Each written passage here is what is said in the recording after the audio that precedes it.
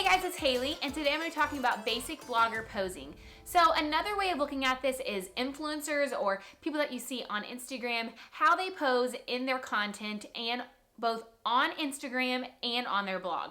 So today I'm going to be breaking down some of my favorite poses and how you can do that, and also just a few tips and tricks here and there. So you're probably watching this video for one of two reasons. Either A, why did I say A? I should have said one. One, you like how bloggers slash influencers slash Instagrammers, whatever you want to call that type of a person online, you like how they pose and you want to do that on your own Instagram or on your own blog, or you just want to know how to pose better when your family wants to get together and take pictures and you just want to look good. So that's one option.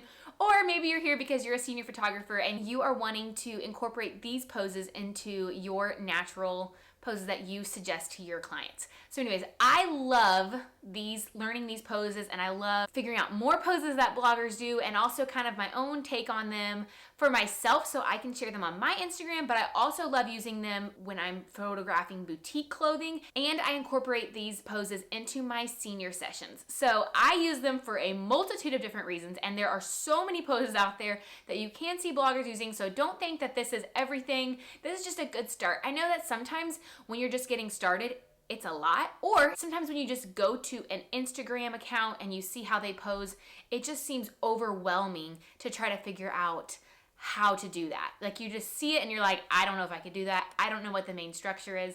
And so it can feel really overwhelming. And so my hope today is that I can break some of these poses down and that seem really understandable and easy for you to grasp, and then for you even to teach others. So let's get started. The first thing I always have to say is that these poses are probably going to feel weird. I feel like I say that even if they're not like a blogger kind of pose. Posing in general, it normally feels weird, and it normally, like, even if you're doing it right, it feels weird. So I just want to encourage you that if you are trying one of these poses or a new pose, either A, try it in front of a mirror first to give yourself some more confidence, or if you're already just somewhere and you're getting a picture taken, just be like, hey, let's just try something new. It might look horrible, but it probably will not look horrible, and it probably just feels funny, and then you can see in the end what you maybe need to tweak a little bit, or maybe you just nailed it on the first try. So don't think, oh, because I'm trying this pose and it feels funny, that it's just wrong and I'll never get it. Don't go down that road.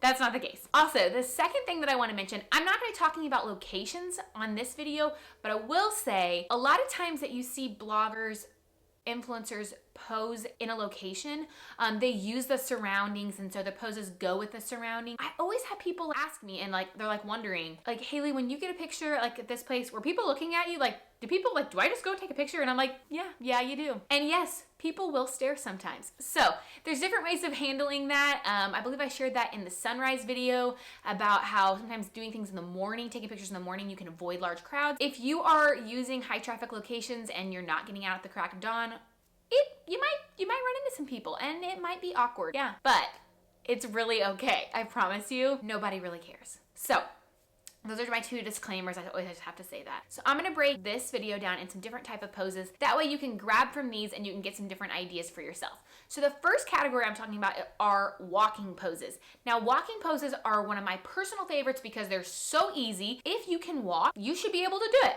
So this is a really, really easy way, first of all, when you're getting started with a session, but even for yourself, if you don't know how to pose, or you feel really not confident in something, walking is an easy way of going. And that's just two ways that I suggest this, as either looking at the camera or looking away from the camera. And either of those are great options. Of course, if you have a favorite hair side, you might want to turn to that side so you get that good hair side. And walking is really easy, and this is the pose that is the easiest for other people to not see you. People probably aren't going to notice that you're taking a picture if you're just walking and your friend's just like taking a few photos on their iPhone. Okay, so the next type of pose is if you're wearing a dress, and I love wearing dresses. Not a maternity dress, but it is over. It's a little bit bigger now because I'm a little bit bigger now that I'm in my 5th month of pregnancy.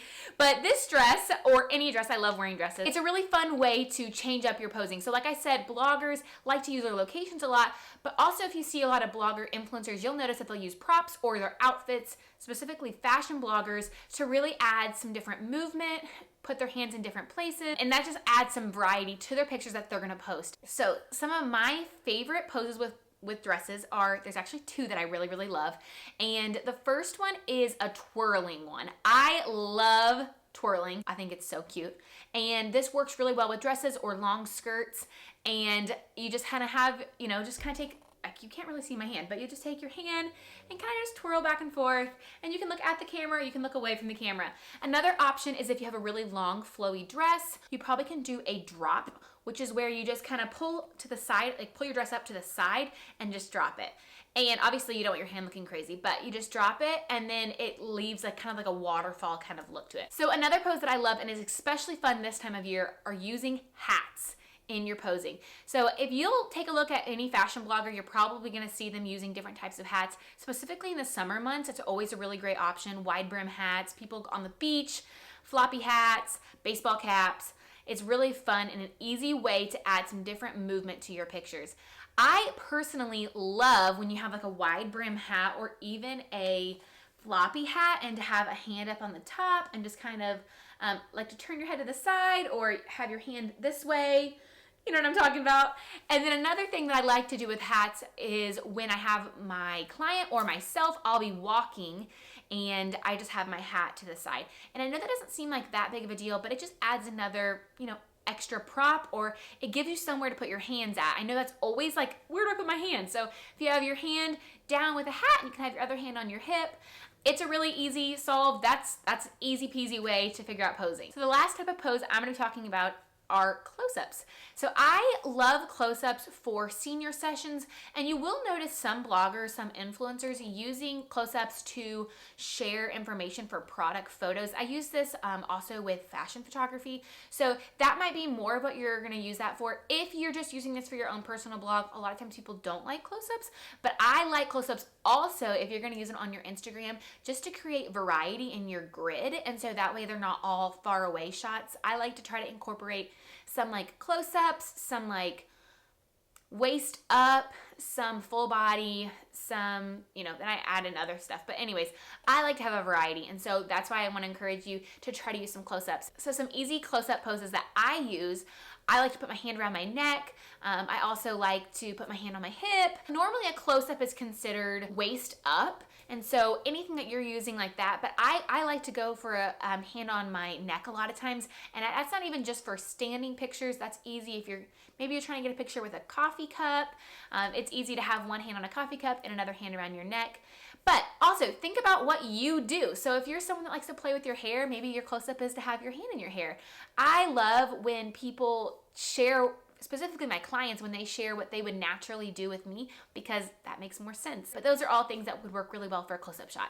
So anyways, these are some easy tips that you can hopefully apply soon to your pictures, and you can elevate your pictures and share more of that fun, trendy blogger style. So I hope you enjoyed this video, and make sure you subscribe to my channel, like this video, and of course leave a comment below and let me know what you'd like to see next. Thanks guys, bye.